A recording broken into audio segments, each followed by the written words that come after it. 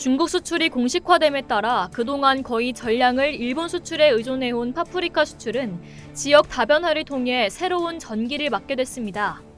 현재 우리나라 파프리카 시장은 일본에 편중돼 있는데요. 지난해 기준으로 국산 파프리카의 대일 수출액은 9,100만 달러로 전체 수출액의 99.7%를 차지하고 있습니다.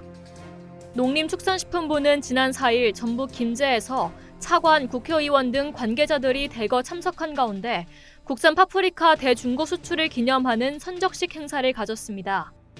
파프리카를 처음 수출하는 것도 아닌데 이렇게까지 대대적으로 기념식을 가진 건 유례없는 일인데요. 그동안 중국 시장을 뚫기 위한 각고의 노력을 생각하면 고개가 끄덕여지기도 합니다. 이번 대중 수출은 2007년 중국과 검역 협상을 시작한 이래 12년이 걸렸다고 합니다.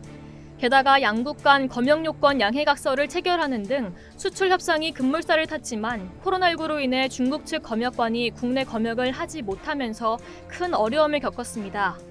수출 조건에는 중국 측 검역관이 방한해 파프리카의 생산부터 수출 과정까지 점검하도록 돼 있었기 때문이었죠. 김현수 장관이 이 문제를 해결하기 위해 싱하이밍 주한 중국 대사를 찾아 전향적인 협조를 당부했고 새로운 검역 방식을 도입하기로 결정했습니다. 영상을 통해 검역을 실시하는 것인데요.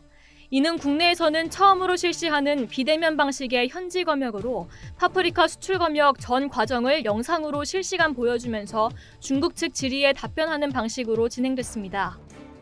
이를 위해 농림축산검역본부와 중국 해관총서 수출 선과장 현장을 동시에 연결해 검역을 실시했는데요.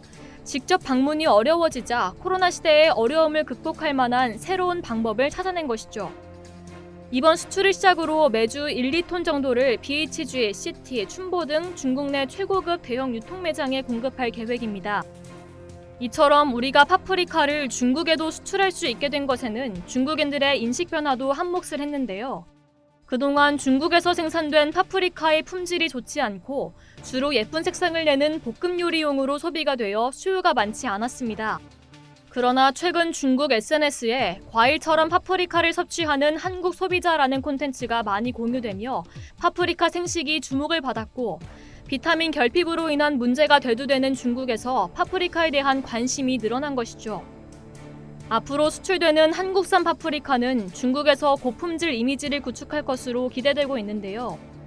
이재욱 농식품부 차관은 중국이라는 새로운 시장이 열리면 일본에 편중돼 있는 수출 시장의 위험이 분산될 뿐만 아니라 우리 농가 소득 증대에도 큰 기여를 하게 될 것이라며 생산농가 수출업체는 국산 파프리카가 중국 시장에 안정적으로 정착할 수 있도록 품질 관리에 최선을 다해달라고 말했습니다. 이상 열도튜브였습니다.